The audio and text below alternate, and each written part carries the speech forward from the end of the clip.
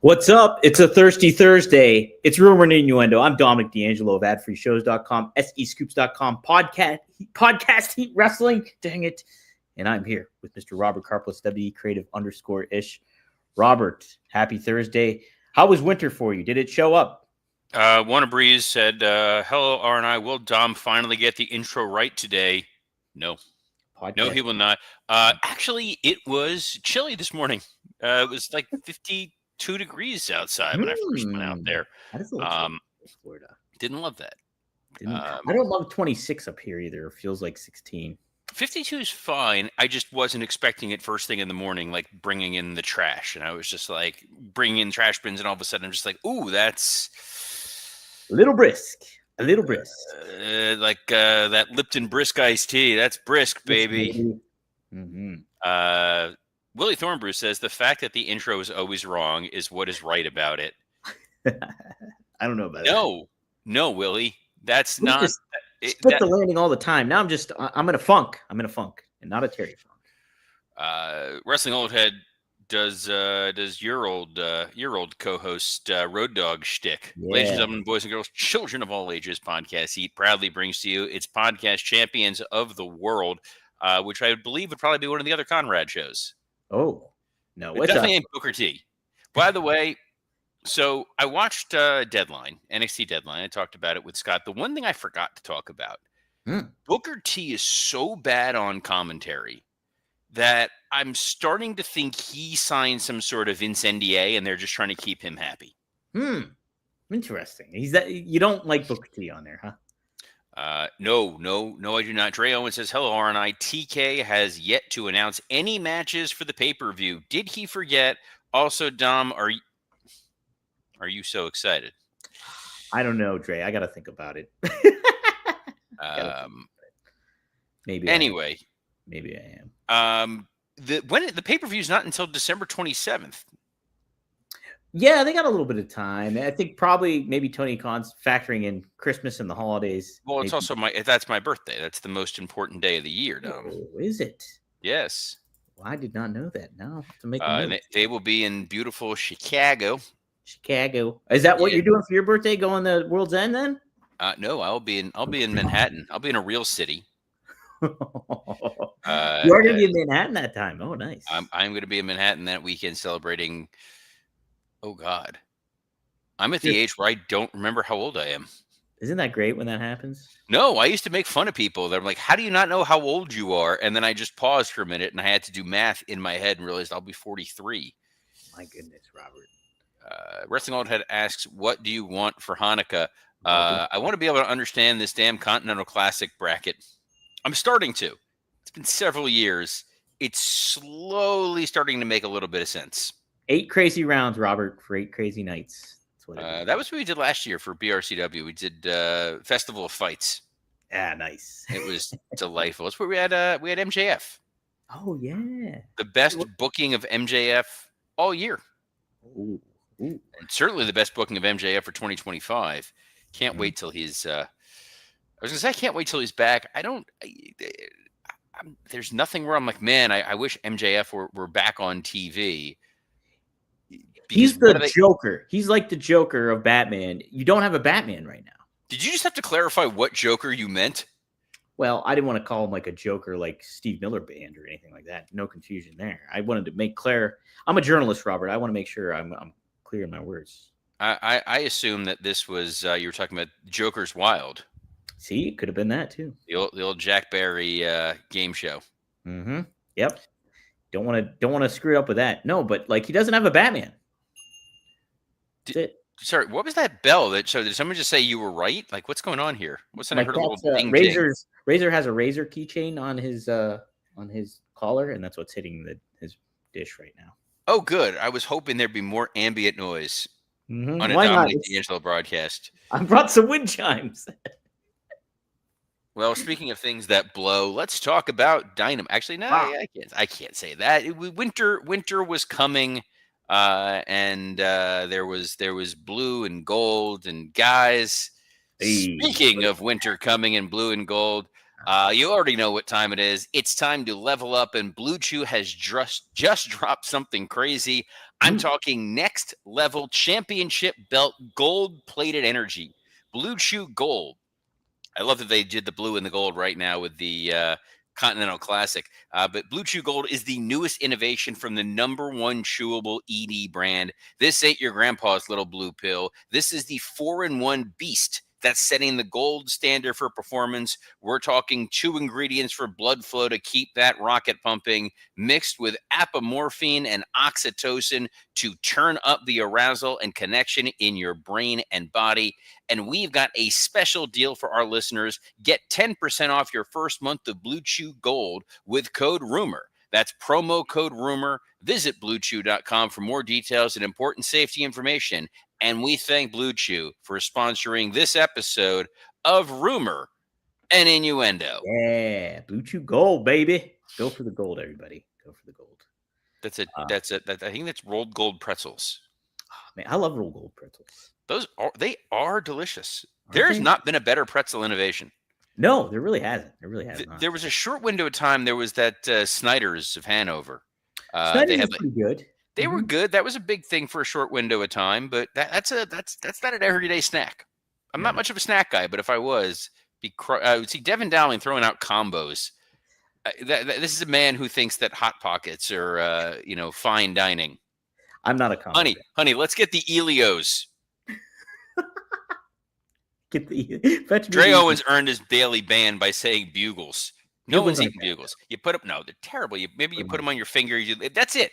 When the #1 thing about a food item is you can do a stupid other thing with them, it's not a good food item. Or you bite off the end and then you blow through it, beep, like a little kazoo. Wrestling will have blown my mind with rolled gold pretzels with smoked salmon cream cheese. Chef's kiss. I actually have smoked salmon cream cheese in the fridge right now. Now I gotta get some rolled gold pretzels. Look at that. Wrestling Old Head coming up with, he's like the Emerald Lagasse of the show. And Devin Dowling saying the new croissant Hot Pockets are fire. Never was a Hot Pocket guy either, really. I'm going to miss Devin. Clearly his diet is going to kill him. Snyder's. Oh, my God. Dre went to the Snyder's plant. They have an outlet store there. What? I have been to the Snyder's of Hanover plant. Wow. Yes. It's one of those things. It is. It's like visiting have you been to Hershey? Obviously, you've been to Hershey, I've never been to the Hershey Park or the Hershey factory. I did go to a Hershey Bears game, though. Don't you live in Pennsylvania? Yeah, but that's center of the state. Nobody goes to the center of the state, Robert. I got nothing. Either Pittsburgh or Philly. Devin Dowling said he had McDonald's for dinner last night. Yeah, it's the clock is ticking. You're in trouble, man. Good Lord. Look out for your newborn child. You have to think ahead. No, he's earning those points in the McDonald's app, and he's going to will them to his kid. Is that what's going to happen? Yes. I can't leave you much, but you're going to get a free McFlurry, assuming the machine's actually working. But you know who was working last night are the men and women of All Elite Wrestling. I'm dying to just get through this damn show. Let's get through it, Robert. Man, we had the AEW Women's Tag Team Champions. They were crowned. It was the Babes of Wrath. They actually defeated Toni Storm and Mina Shirakawa. We thought it was going to be the other way around, Robert. I was pleasantly surprised by this. Thought this was a fun opener. And I like that aspect that while WWE usually has somebody come out and talk to open their show, AEW does hit it off with a match. So there's that different dichotomy going on. And I thought this was a good presentation of that, Robert. I don't mind that you open. I'm all for opening with a match. I think it's nice. You don't need the same lather, rinse, repeat thing every single week on a show. Mm-hmm. I still do not understand why this match happened. Sure. If the idea was you needed to establish the Babes of Wrath as winning the AEW tag team titles, them overcoming the unstoppable duo of Megan Bayne and Marina Shafir would have made a lot of sense. Mm-hmm. What a moment that this plucky underdog duo, the Al Snow and Mick Foley of the women's tag division, beating the Brock Lesnar and whatever the hell Marina Shafir is of the AEW women's division. Whatever the Nepo hire version of Ronda Rousey is. That would have meant something. Instead, what I found myself thinking at the end of that match is, the hell do we do with Toni Storm now? True, but wouldn't you have been in that same position anyways, though? Like if she lost. Not if she won the tag title. If they won the tag titles. Oh, I see what you mean. I thought the whole reason they put them in this match was, they're clearly winning. If they would have lost in an earlier match, if they would have lost in the semifinals because there was that hardcore stipulation and Shirakawa takes the pin, there is an argument to be made that maybe turning Toni Storm heel or Mina heel and having something go on there where you can give them a personal story, because I think that's where Toni Storm seems to work the best, when there's some sort of personal investment story. We saw it with Blake Monroe. That was her name then, right? Well, no, it was something different then, right? It was whatever the heck her name was. Monroe now. It's Blake Monroe now. Blake Monroe now. Man. Mariah May. Mariah May. I was going to say Mariah May, and it didn't sound right in my mind. Yeah, no, it didn't. But there, where it was like this deeply personal issue, you could easily move that going forward. Instead, there's no one lined up for Toni, and poor Chris Statlander is feuding with the Bridge to Terabithia group. Sisters of Meanness. Sisters of Terrible Backstage Segmentness. Hey, but maybe I can kind of understand putting Toni in that position, though. She's one of your main stars, so why not put her in one of your big fights to promote it? And then on top of it, too, you don't want to steal the spotlight potentially of Toni Storm. If you are doing a singles feud, say Mina turns on her, you want to do that after the fact. So maybe they have that lined up, Robert, where there's a solo. It's possible, but the challenge that they have right now is Chris Statlander is on her path with her feud. Sure. And Mercedes Moné has every other belt imaginable. So you're not just going to go to another Mercedes Toni match. Yeah, absolutely not. No, you wouldn't. And that would be not a good move either. There are some names being dropped. Willie Thornbrew mentions. Oh, not Willie Thornbrew. I'm sorry. Wrestling Old Head says, "Where's Nyla Rose? Imagine if she was paired with Bozilla." No, you don't want to imagine that. But Nyla Rose she's fine for a tag division. Mm-hmm. I wouldn't want to see her going up against Toni Storm if that was what we were saying. Like, go put her in a main event picture. And Dre Owens asks the question we ask once every 2 or 3 months: where is Sheeta? Sheeta's great. I really just don't understand why they don't utilize her more. The inconsistent. Well, no. Usually it's where's Riho. Yeah, that is really. Nobody needs to see Riho. I'm gonna pull up what's next on this to get through the rest of this dang show because I took notes, Dom. Good for you. Notes. There was an Ops promo, which was fine. Mm-hmm. There was a Death Riders promo that was pure babyface. Yeah. Yeah. As long as there's sands in the hourglass. These are the days of our lives. Renee, check the channel. And I was like, man, he sounds like the plucky underdog that you want to see win the whole tournament. Oh wait, no, he's the evil mastermind demon from hell. And my God, Daniel Garcia was like, and don't forget to work hard, everybody. Everybody tells you not to work hard, but you do it. Dude, Daniel Garcia is grim death. He really is genuinely bad. The repeating exactly what Moxley said. Yeah. And then people say don't try hard. Well, we try hard. You got to try hard too. Yeah, I don't get what's going on here.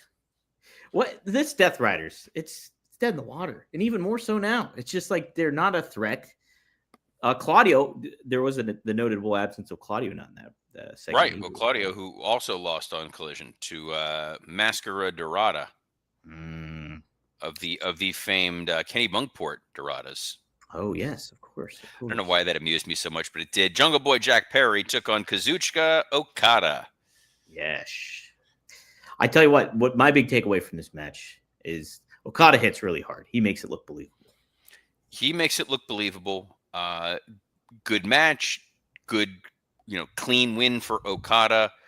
And then how many bags of money are there? I don't know. Like, not to be the Jew in the room and ask the question where I just like as soon as I said it, and I was just like, oh, where's my bag? But like, Don has a bag of money. Uh-huh. The Young Bucks have a bag of money. I don't understand what the hell's going on. But a bunch of Don Callis family people come running out. A dinosaur comes running out. The Bucks come running out. Kind of poorly timed stuff, it seemed like, because Luchasaurus kind of looked like a wimp not getting in the ring. I know he's up against how many other men, but he's a dinosaur. Like, he should be fearless. And so he had to hesitate and wait for the Bucks to come and hit them with chairs. So it looked like a little mistimed moment over there. Eddie Kingston cut another great promo. Yes, he did. Mm-hmm. Another emotional. 50 years ago, Terry Funk won his world title, and my parents, and then got all choked up, and he's good at the promoing, Dom. Very good. Top notch. Then Briscoe came out and talked. Yeah, Mark We Briscoe. went back-to-back emotional underdog babyface heartfelt promos. Yes. And so he's in the mix with Wheeler Yuta and Danny Garcia. I thought it was so funny that you heard Yuta's voice, and Excalibur's like, "We know who that is." I had no idea who it was. Dude, I've known Yuta for 7-8 years now. We're friends. I didn't recognize his voice. Marty, who's barking, did not recognize his voice. Yeah, I recognize that voice. Marty's more recognizable voice than Wheeler Yuta, fortunately. But yeah, I'm gonna let him out of the old. I'm gonna let him come hang out here. He Why was not? Napping because he was talking about the first hour of Dynamite, and clearly he was fast asleep. But now we're on to the big tag match. Yes, It's Speaking almost of big. Swerve Strickland's arms are very big. Swerve looks like he has been eating his Wheaties.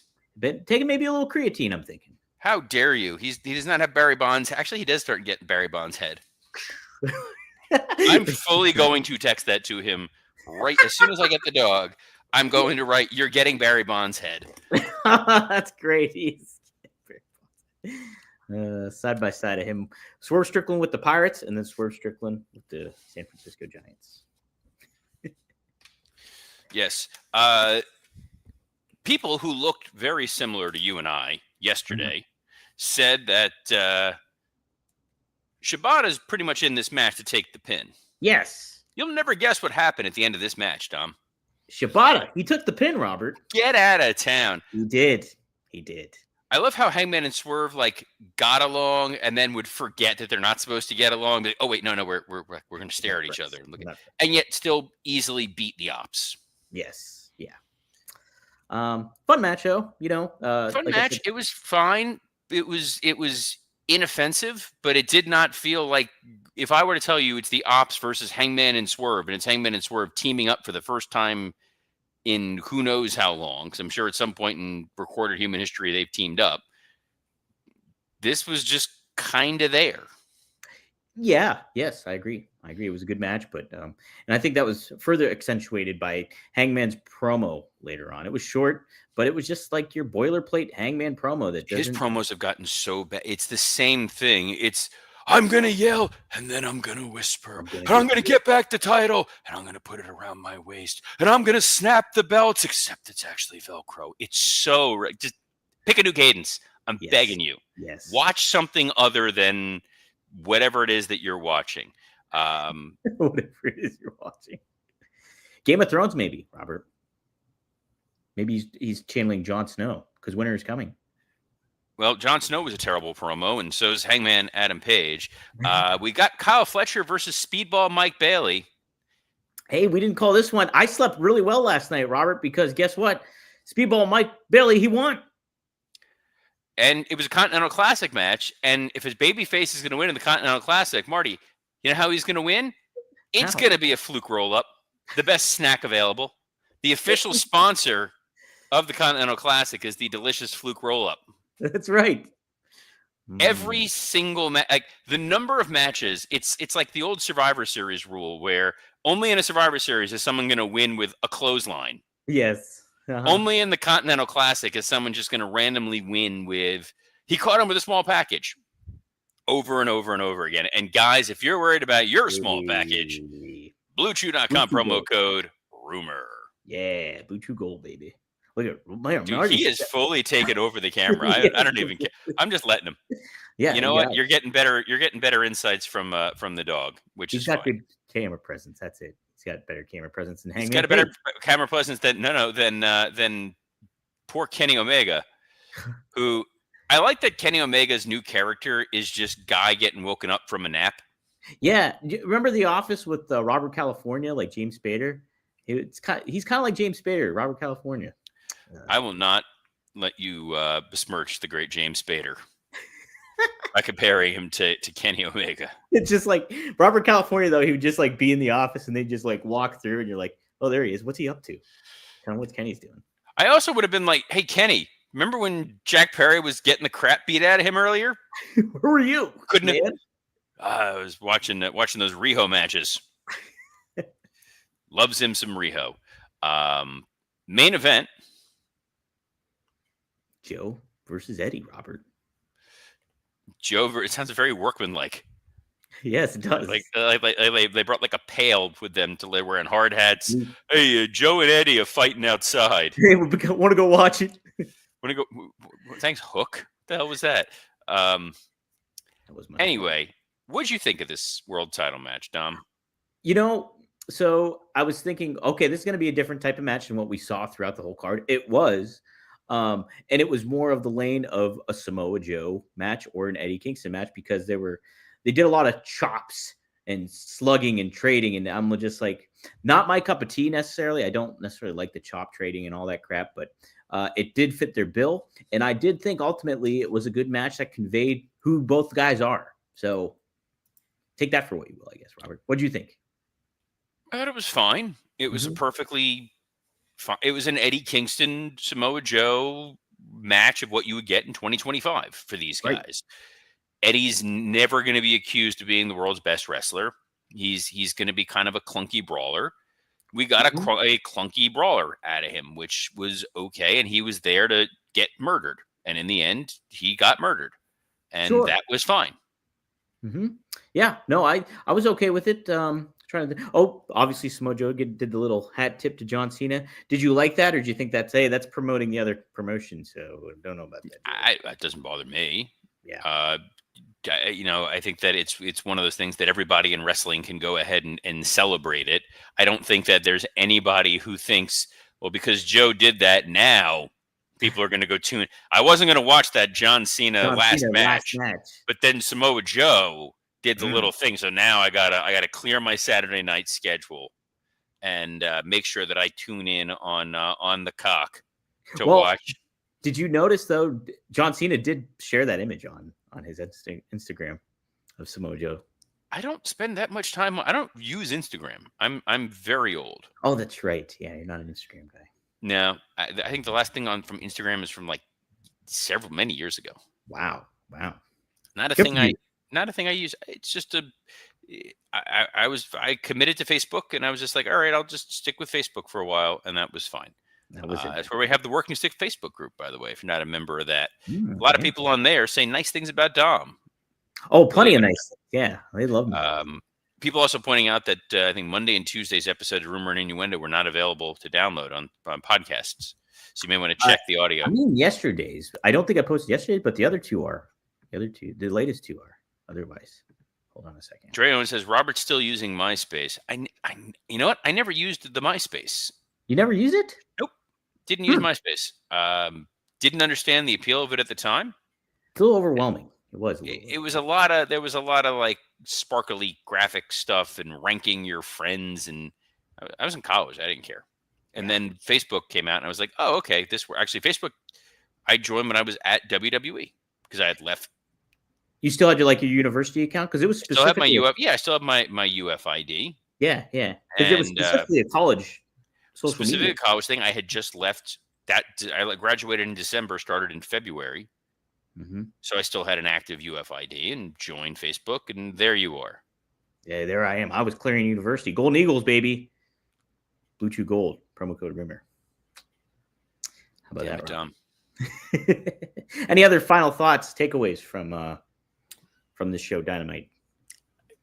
I think that it's that same feeling that someone mentioned earlier of, this like winter is coming is the big focus. They're going over to Europe. They're loading up matches for Cardiff. They're loading up matches for Saturday's Collision, which takes place, I think, at like 2:00 in the afternoon or something like that, which is smart to not run it up against the last John Cena match.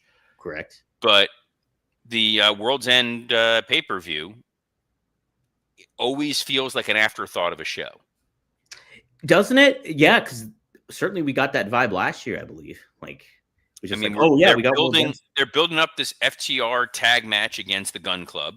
That's going to happen on free TV. They had the women's tag tournament that ended on free TV. I get that we're getting Hangman versus Joe, but we just saw Hangman versus Joe, and it feels like there was something else brewing or developing. And then we're getting the Don Callis family versus a reunited Elite on free TV. Correct. For our friends over in Europe. But if you're in Europe, you can watch us anywhere around the world. But if you're on the East Coast of the United States, we air live every Monday at noon Eastern, 9 a.m. Pacific, 6 p.m. if you're over in Europe. Hey, and isn't it 5 p.m.? 5 p.m. if you're in London, depending on time zone. But mainland Europe. Full on, like the continent. I did not know that, Robert. I know one of my best friends lives in Germany. I have to say one of, because I have to count my wife as one of my best friends. That's the little asterisk. But my oldest best friend lives in Germany, so I have to do the 6-hour math. Yeah. If I'm going to call him at any point in time, be like, wait, what time is it there versus here? When can I send him this, clip of Hank Azaria on Rich Eisen's podcast doing? Did you see that? That was fantastic. Oh, it was tremendous. Go check. By the way, check that out, guys. They gave Hank Azaria a bunch of rants, famous, and the most important one is obviously the Allen Iverson practice one, and he does it as Simpsons characters. Yes. And you realize when you don't see the visual how close Snake and Duffman are. Yeah, right, Duffman. Yes. But I also learned today, I was years old when I found out that Harry Shearer was not the first person to voice Mr. Burns, nor was Hank Azaria the first person to voice Mo. There was another actor who played, he played Cobra Commander and Starscream on G.I. Joe. He was cast in the first season of The Simpsons, got replaced. This is what happens when you're friends with Mike Lawrence. Every once in a while, you get these random little just pearls of wisdom. Pearls of Wisdom we share with you every Monday through Friday at noon Eastern on a plethora of platforms, including the WW Creative _ISH X account, the @Dominic D'Angelo X account, the @SE Scoops X account, and on YouTube on Rumor and Innuendo, ad-free shows, and podcast heat. On behalf of the guy who still will not stop wearing these damn Jets logos in front of us, Dominic D'Angelo, I'm Robert Karpelis. Best of luck in your future endeavor. Man, not a game, practice. We're talking about practice.